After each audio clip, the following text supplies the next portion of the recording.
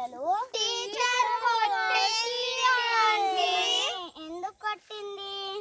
Class homework చేయలేదు. ఎందుకు చెయ్యలేదు మీరు? జ్వరం వచ్చింది. జ్వరం వస్తే బడికి ఎందుకు వెళ్ళారు? మమ్మీ పంపించింది. మీ మమ్మీని అడిగి వస్తా. అక్క, ఓ అక్క, ఈ పిల్లలు బడి నుంచి ఏడ్చుకుంటూ వస్తాను. ఎందుకు బడికి పంపించారు? జ్వరం వస్తే.